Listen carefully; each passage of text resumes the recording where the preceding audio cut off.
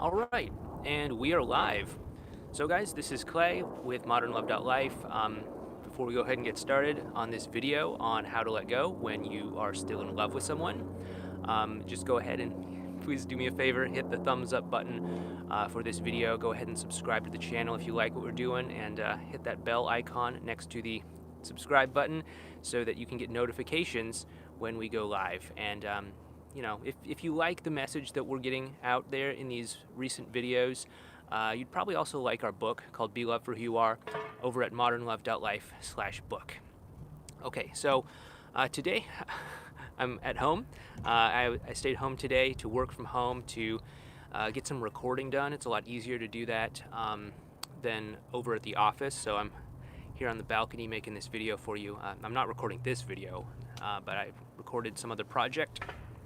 But yeah, anyway, here we are, and I wanted to build off of yesterday's video, which was about all of this letting go of someone you love stuff.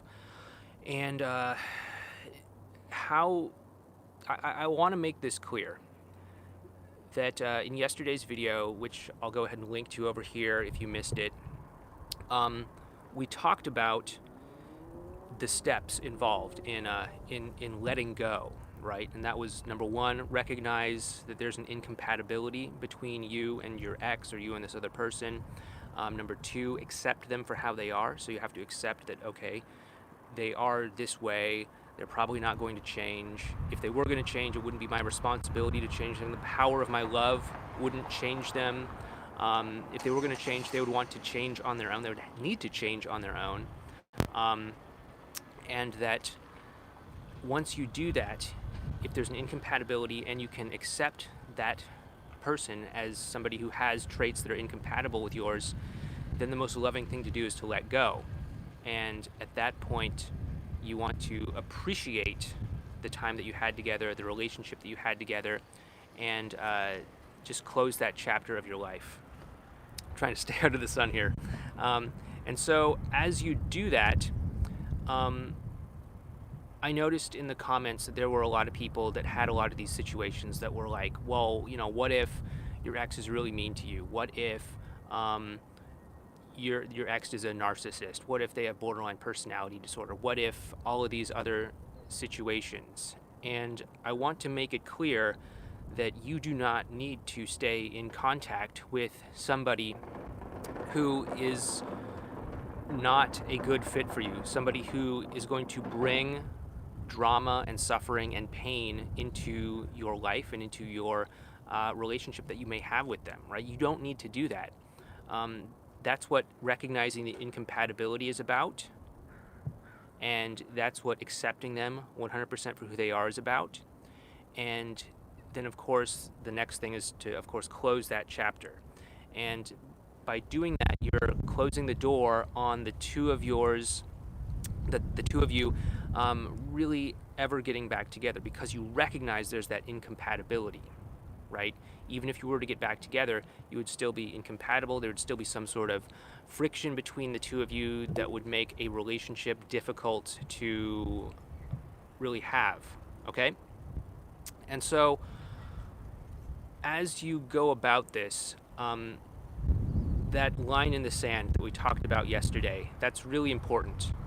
That's where dealing with, the narcissists, the borderline personality disorder folks, the people that maybe don't even have some sort of mental illness or mental condition, that just for better or worse, you're just not compatible with.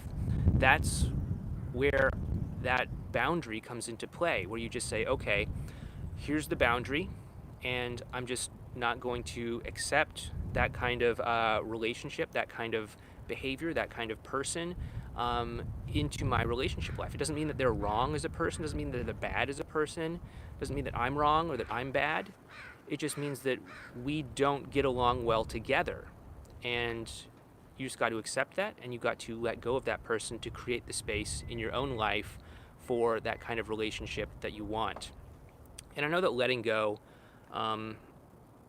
it's easier said than done. I mean, like, if you were to just go out and do what I said in that video, it would probably be very difficult emotionally. So moving on, even though I laid it out in a simple sort of way, it's difficult to actually follow through and do, because you, of course, are a human and you have emotions, right? You still remember the nice times that you had with that person. You still recall the warm, intimate moments that you had, the inside jokes that you shared, the little names that you called each other, and all that. And it's easy to want to turn back and say, hey, what if we could make things work out? That's where that line in the sand comes into play.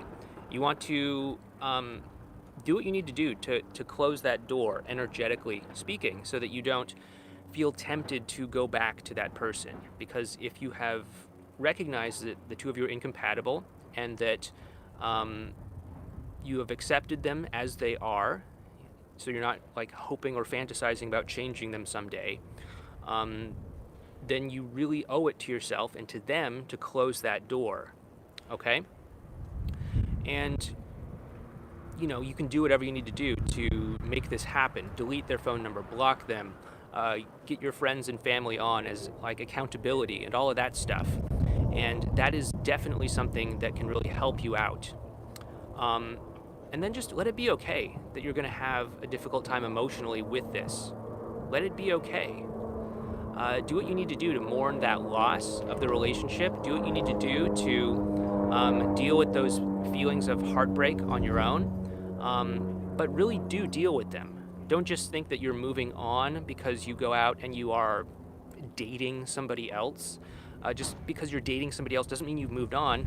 If you haven't actually dealt with the emotions, you're actually in a rebound relationship, which is not so great for you in the long run. So I really want to bring this point home. I really want to emphasize that that you have to make those hard choices. Draw that line in the sand. If you need to, block the person, delete their phone number, get people in your life on board to support you, to help you, so that you don't feel the temptation to go back to that person if that person truly isn't in your best interest, truly isn't going to really allow you to have the great kind of relationship that you really want, okay? And yeah, it's going to be hard. It's going to be hard. But if you have those systems in place to keep you from slipping back into trying to, go back to the old watering hole, you're gonna be a whole lot better off, okay? So with that being said, I don't know how great this video is going to be because it's kind of windy out here. I've got this wind muffler on. We'll have to see how it works out. But yeah, I've noticed a lot of people posting some comments. Let's see what we got up in here. I'm going to try and read these through the sun glare without getting obnoxiously close so you can see up my nose. Is that Jane? Jane says, love your videos. Thank you for all the advice. Well, thank you for commenting, Jane. I know he is not good for me, and I want to get over him, but it is too damn hard as I see him every day at work. Okay, so first of all, if at all possible, avoid dating coworkers, okay? Nothing good really ever comes of that. I know that it all worked out great for Jim and Pam on The Office, but again, that's a TV show, it's not reality. Please, don't date coworkers, okay? But if you are in that situation, number one, let it be a lesson to not date coworkers in the future. But number two, limit your contact as much as possible. Keep your interactions professional. If it makes sense and if it's possible within the company that you're working for, see if you can get transferred to another department or another branch or another whatever, right? But other than that, yeah, it's going to be hard. Yeah, it's going to be hard to see your ex every day at work. But aside from getting another job, and that's not off the table, if this is really difficult for you, you may just need to get another job. But it will be hard. It will be hard. And if you're just going to keep your job and you're going to stay and your ex is going to keep his job, then you're going to have to deal with that. You're just going to have to go through this healing process on hard mode. There's no way to make it easy because of the circumstance. And you're just going to have to go through it on hard mode and work through these emotions as best you can while still being in contact with him. Obviously, it would be easier if you weren't in contact, if you didn't work together, but that's just kind of the way that things have fallen in this particular circumstance. Let's see what else folks are saying. Hey Clay, thanks for all of the help lately. Rough day today. I keep posting mushy stuff. Sorry, I'm trying to read through the sun. I keep posting mushy stuff, hoping she'll see it. I just want her to know I care still and don't have any ill intent. Okay, so my main issue with that is posting things on social media with the expectation that your ex or a certain person is going to see them. Okay, that's what one of my mentors, Dr. Robert Glover, would call a covert contract. And it's when you are doing something to indirectly try to get your needs met or to indirectly communicate a message to somebody rather than just directly saying it to them. And I understand that you may have been blocked or that you may not have a direct way to communicate with somebody, but if you really want to communicate with somebody, do it directly. And beyond that, if you just want to leave things on a good note, just call and leave a voicemail or send a letter or something like that, just so that you can get it out there, energetically get it out there, so that you can feel good about how you're leaving this situation. It doesn't matter if they get it or read it or listen to it or whatever, but you can get it out there, right? I would not really do the whole social media game just because you get that whole expectation of a response, you get that whole desire for validation, you get that whole covert contract thing happening as well too. But with that being said, I'm sorry you're having a tough day. I know it's tough to deal with all of this stuff, especially when things don't pan out the way that you maybe initially hoped. And if you ever just need to vent or anything like that, you can use the comment section on any one of my videos and just go ahead and vent about it. I'm totally okay with that. Someone was doing that the other day and they were really apologetic about it and everything, but I'm like, hey dude, it's okay. I know that there aren't a whole lot of places that you can really go to voice this stuff, especially some of these darker emotions that we sometimes have. And I just want you to know that, at least on my channel, I can't speak for other content creators, but I want you to feel comfortable to go ahead and do that.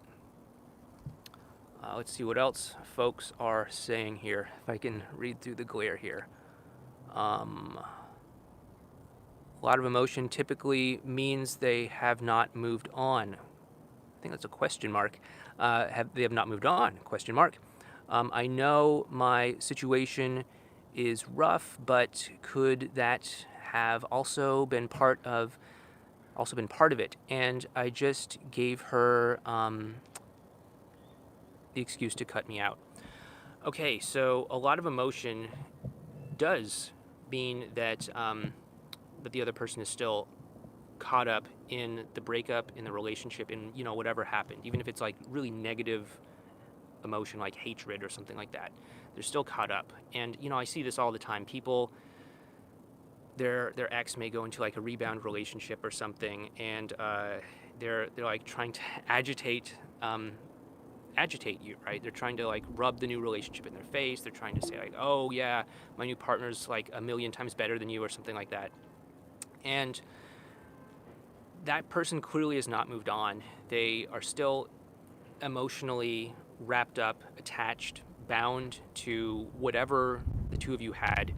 And that's really a sign that that person probably shouldn't be in whatever new relationship that they're in, and it's probably going to crash and burn. I mean, I guess that's okay because they're karmically setting themselves up for a lot of pain, but they just have to learn how to not do that and learn how to sit with those painful emotions rather than try to bury them in a rebound relationship, at least in my opinion. Okay, what else are folks saying? Sorry guys, it's really hard to read out here outside with the glare. I thought the conditions would be a little bit better here today. Okay, that's the one where we left off.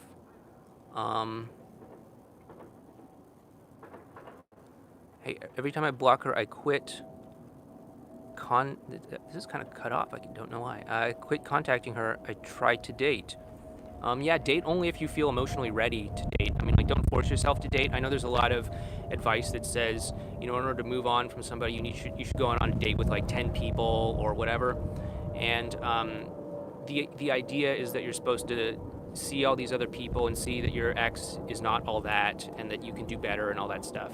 And I mean, I don't know, maybe that works, but for a lot of people, they will use it as a crutch to avoid dealing with the pain of their breakup. They'll use it as a way of getting more external validation from another person, and they'll use it as a way of trying to hide from the tough healing that needs to happen. Okay, so date if you are emotionally ready to do that, but don't date as a way of trying to hide from the pain of your breakup. Let's see, what else are folks saying? What if you track? Moved. What if you track to viewed your Facebook profile and my ex is viewing it daily? Yeah, like I would just say don't track that. Like there's no reason to track that, right? Like you could like theoretically put like a GPS chip or something like that in a letter and then send it out, but that's really weird, right? Like you wouldn't do that because that just seems really weird. And in a certain way, I think it's kind of weird when people do stuff like that with emails and social media things and all that. And I understand that some of these platforms have the thing built into it, like I don't know, what was it, like WhatsApp or something like that? It's been a long time since I've used that. It'll show like a check mark if they view it, and like another check mark if they received it or something like that. So try not to get caught up in that, right? Because you're gonna see like, oh, they didn't open it. What does that mean? Does that mean that they hate me? Does that mean that they're blocking me? Does that mean all of these things? And your mind is just gonna go crazy, tying itself in knots, trying to figure out what it means. And what happens is when we have these unknowns in our life, we often rush to fill them in with worst case scenario projections, fears, insecurities, and stuff like that. And that's not beneficial because it's going to keep you in panic. It's going to keep you assuming the worst. It's going to keep you in a really poor emotional state. So if you can, disable any of those plugins, add-ons, whatever, and just be okay with sometimes not knowing. Even if they never do receive it, even if they never do open it, even if they never do read it, even if they never do reply to it, it's okay. You don't have to invent a reason for it. You may never even know the reason for it. Maybe the reason is like something totally not even related to you, or something that's totally doesn't have anything to do with you. Like maybe they got it, but they were in a weird situation, and they didn't have the time to check it, and then later they forgot that they were going to check it later. I mean, there's like all kinds of things that could happen. And you're not going to do yourself any favors getting tied up in knots trying to understand all of this. Because again, all that matters is, are you compatible or not compatible? If you're not compatible, then you have to accept them the way that they are without trying to change them.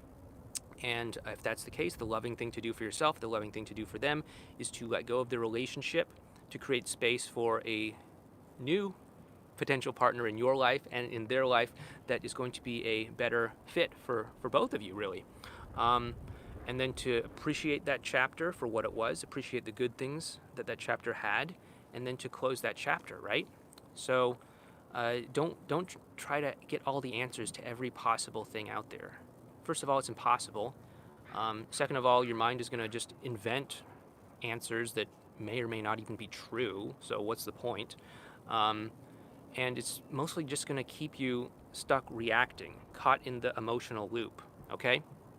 Let's see what else people are talking about. Let's see if we can do like one more. Oh, well, we're not even at 20 minutes yet. Wow, okay.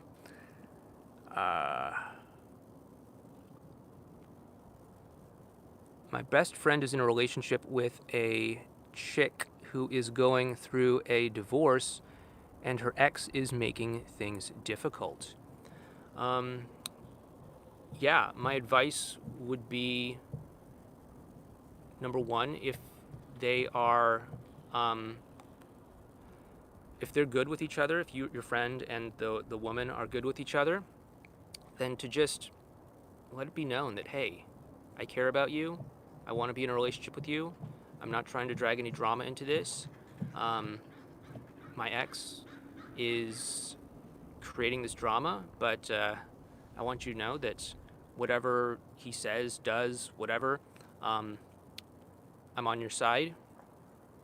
I prioritize our relationship, and I want you to know that you can trust me to continue to do that, right? And if they have that understanding, then it doesn't matter how insecure the ex is. It doesn't matter how much he tries to meddle or whatever. Um, they'll have that connection that's strong and unshakable, and they won't have to worry about another person coming in between, right? It's only when there's insecurity, jealousy, lack of trust that someone else really can come in between. Because if you like really trust and have that connection with one another, then it doesn't matter. It doesn't matter what anyone else does when they try to, wedge in between you and someone else. Okay, wow, really hard to read in the sun. I'm gonna have to get a new setup here. I wanted to open up this umbrella that we have here on the balcony, but it's like crazy windy today, and it would have just like flopped over and flown away in the breeze, which would have been probably entertaining for you guys, but kind of stressful for me. Clay, X and I are meeting up after a period of no contact. We are talking and texting again, but she seems to want to start engagements or enlargements. Start enlargements. I'm not sure what that means. Start enlargements each time over things. I'm guessing you mean is that entanglements?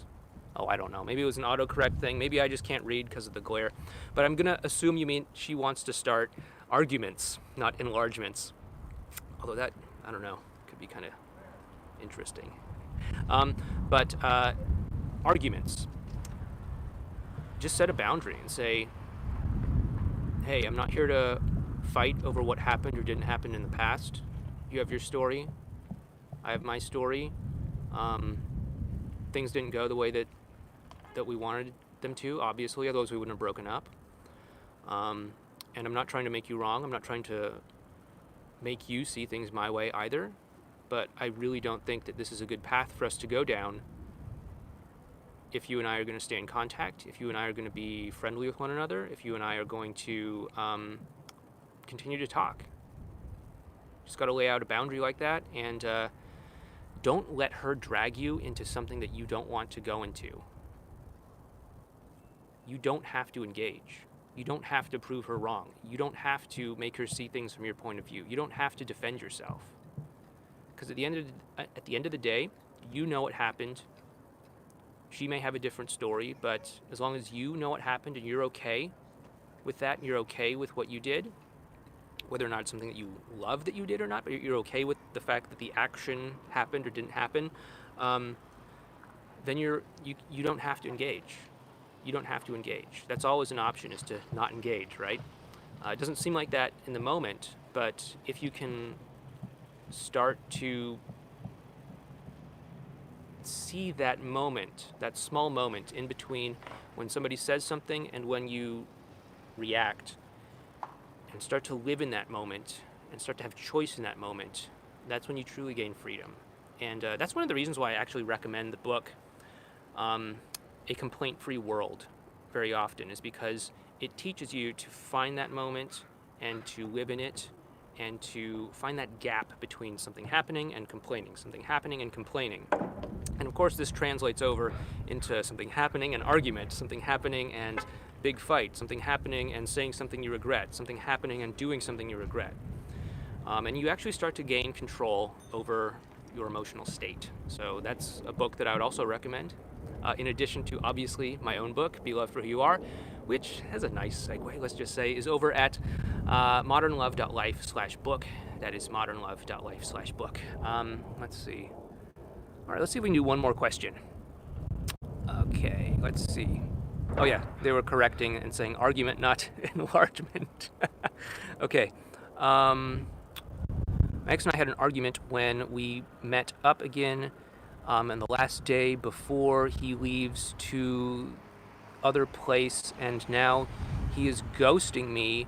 I wanted to call him to apologize, and we don't, and he didn't answer. What do I do now? Okay. So, I